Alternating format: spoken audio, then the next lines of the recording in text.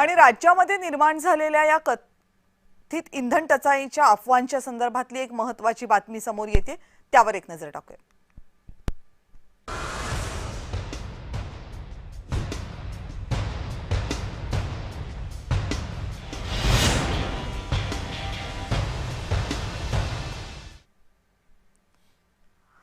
राज्यामध्ये इंधन टंचाईमुळे नागरिक मोठ्या प्रमाणावर भीतीपोटी अतिरिक्त इंधन खरेदी करतात। पण ही इंधन टंचाई खरंच आहे की फक्त भीतीमुळे अफवांमुळे तयार झाली आहे, हाही सवाल आहे। कारण अनेक शहरांमधील पेट्रोल पंपांवर वाहनांच्या लांबच लांब रांगा लागल्यात। छत्रपती संभाजीनगर, पुणे, पिंपरी चिंचवड, नाशिक, विदर्भ अनेक जिल्ह्यांमध्ये गर्दीमुळे 2-2, 3-3 किलोमीटर पर्यंत पंपावर वाहनांच्या रांगा लागल्यात। अनेक पंपांवर नो स्टॉकचे फलक झळकलेत, त्यामुळे नागरिकांमध्ये संभ्रम आणि भीती आणखी वाढली आहे। या आवाजवी मागणीमुळे गेल्या काही दिवसात अचानकपणे पेट्रोल आणि डिझेलच्या विक्रीत जवळपास 20% जास्त वाढ झाली आहे। एकाच दिवसात डिझेलची विक्री 42% वाढल्याची अधिकृत आकडेवारी समोर आली। पुरवठा साखळीवर आलेल्या या अतिरिक्त ताणामुळे तेल कंपन्यांचे टँकर्स पंपापर्यंत पोहोचायला उशीर होतोय। परिस्थिती आणखी गुंतागुंतीची बनली आहे। लोक गरजेपेक्षा जास्त प्रमाणात पेट्रोल आणि डिझेल वाहनांच्या टाक्यांमध्ये भरून घेत आहेत। ड्रम आणि कॅनमध्ये सुद्धा साठवणूक करतात। या पॅनिक बाईंग म्हणजे भीतीपोटी होणाऱ्या अति खरेदीमुळे पेट्रोल पंपावरील दैनंदिन साठा काही तासातच संपतोय। कृत्रिम टंचाईची परिस्थिती निर्माण झाली आहे।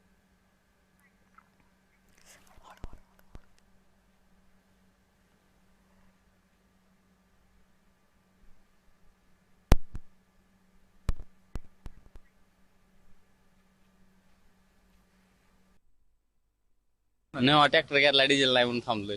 डिझेल नाही, हा, नवीन ट्रॅक्टर घेतला। आता शोरूम मधनं काढलाय आणि शोरूम मधनं फक्त सांगितलं होतं पंपापर्यंत जाईल। आता गावाकडे जायला डिझेल नाही काय। आता कुठून डिझेल आणायचं? आता थांबणार आहे डिझेल युस्त्री तर कधी येईल डिझेल? सांगते 2-2.5 तासात येईल म्हणून सांगतात। आल्यावर जावं लागेल घेऊन नंतर। आलेलं डिझेल बी 1000 रुपये, 500, 2000 इथपर्यंत दिलं जातं। जास्त लागेल तेवढं डिझेल 1000 रुपयाच टाकतात मिनिमम फक्त 1000 रुपये। 1000 रुपयात काहीच होत नाही। कशी मशागत करायची? काय पर्याय नाही, पर्याय नाही काहीच आता सध्या तर। त्रास भरपूर होतोय। आम्ही आता 2 घंट्यापासून उभे इथे, तरी आमचा नंबर अजून 1 ते 1.5 घंटा लागू शकत नाही।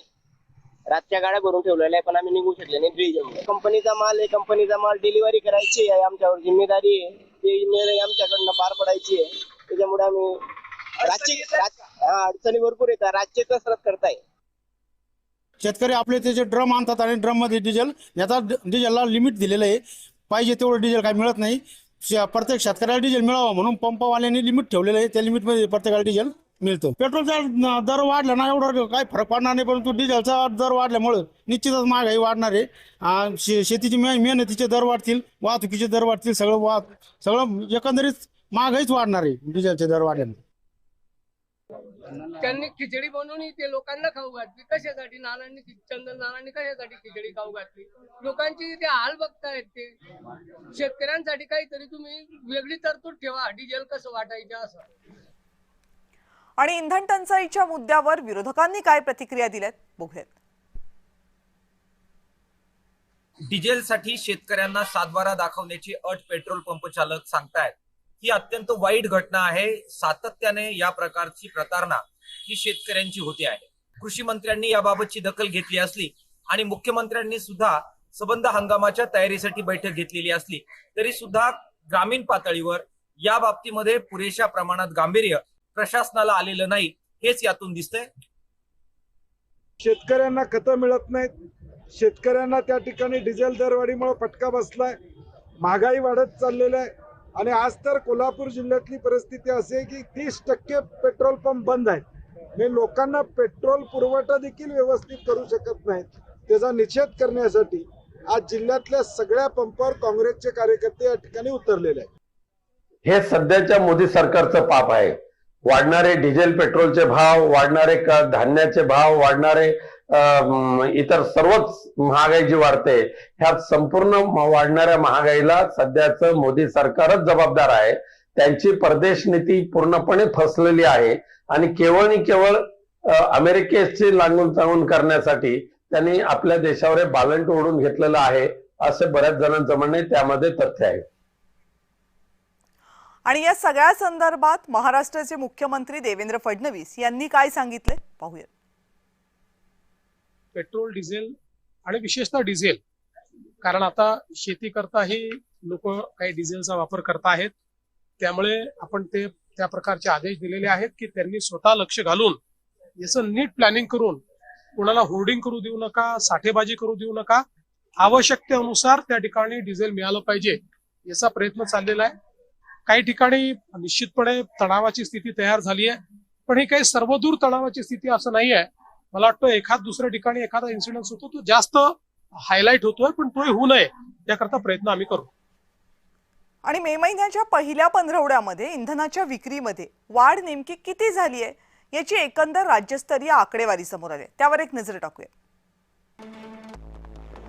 मे महिन्याच्या पहिल्या पंधरवड्यात पेट्रोल विक्रीतली वाढ ही साधारण 20.39% इतकी होती. म्हणजे सरासरीपेक्षा 20.39% जास्त पेट्रोल विकलं गेलं. मे महिन्याच्या पहिल्या पंधरवड्यात डिझेल विक्रीतली वाढ ही 19.66% इतकी आहे. 19 मेला पेट्रोल विक्रीतली वाढ ही तब्बल 21% पोहोचली.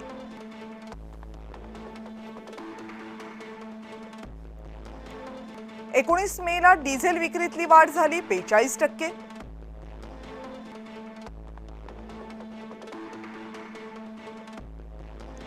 पुरवठ्याची स्थिती अव्याहत पुरवठा 100% मागणी पूर्ण होतीये. म्हणजे पुरवठ्याची परिस्थितीचा विचार केला तर पुरवठा अव्याहत आहे, 100% मागणी पूर्ण होतीये. आता हीच आकडेवारी आपण जिल्हानिहाय बघूयात. म्हणजे महाराष्ट्रातल्या कुठकुठल्या जिल्ह्यामध्ये किती पेट्रोल डिझेलचा अतिरिक्त साठा द्यावा लागलाय, किती अतिरिक्त पेट्रोलची विक्री झाली बघूयात. वाशिम जिल्ह्याचा विचार करता पेट्रोल 42% सरासरीपेक्षा जास्त विकलं गेलंय, तर डिझेल 109%. अकोल्यामध्ये 28% पेट्रोल सरासरीपेक्षा जास्त विकलं गेलंय, डिझेल तब्बल 111%. बीडमध्ये 27% पेट्रोल जास्त विकलं गेलंय, तर 63% डिझेल जास्त विकलं गेलंय. छत्रपती संभाजीनगरमध्ये पेट्रोल 27% सरासरीपेक्षा जास्त विकलं गेलंय, डिझेल 49% जास्त विकलं गेलंय. लातूरमध्ये पेट्रोल सरासरीपेक्षा 5%, पण डिझेल सरासरीपेक्षा 50% जास्त विकलं गेलंय. हिंगोलीमध्ये पेट्रोल सरासरीपेक्षा 16%, तर डिझेल 46% जास्त विकलं गेलंय. बुलढाण्यामध्ये डिझेल 41% जास्त विकलं गेलंय. जालन्यामध्ये पेट्रोल 13% जास्त विकलं गेलंय सरासरीपेक्षा, डिझेल 43%. परभणीमध्ये petrol 13%, diesel 24%.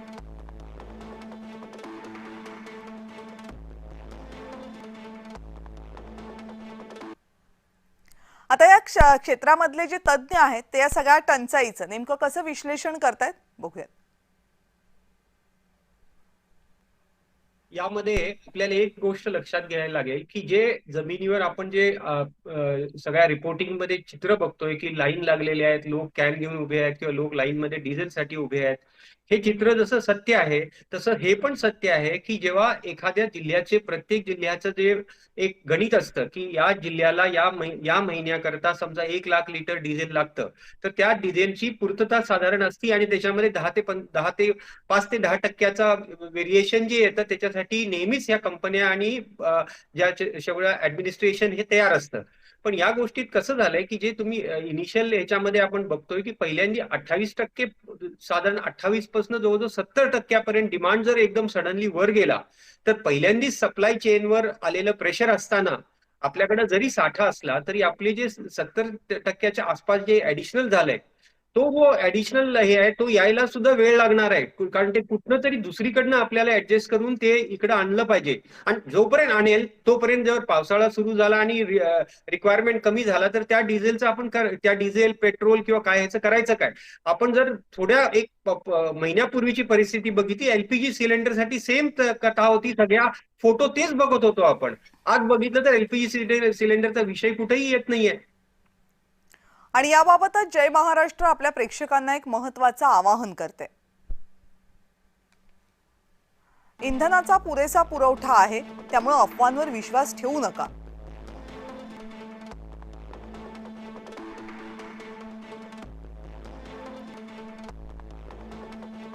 महाराष्ट्रासह देशभरामध्ये इंधन पुरेसं उपलब्ध आहे, थोडाही तुटवडा नाही असं राज्य सरकार आणि केंद्र सरकारनं स्पष्टपणे सांगितलेलं आहे.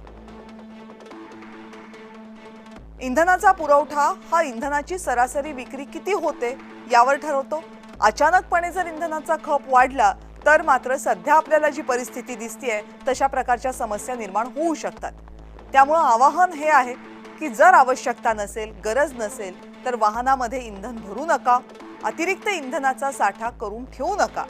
भीतीपोटी सगळेच जण एकत्रितपणे पंपावर गेले तर मग गर्दी होणार आणि त्यामुळे काही ठिकाणी साठा लवकर संपतोय. इंधन भरण्याचं चक्र हे नेहमीसारखं ठेवा. उद्या आपल्याला पेट्रोल डिझेल मिळणारच नाही या भीतीनं रोज रांगा नका लावू.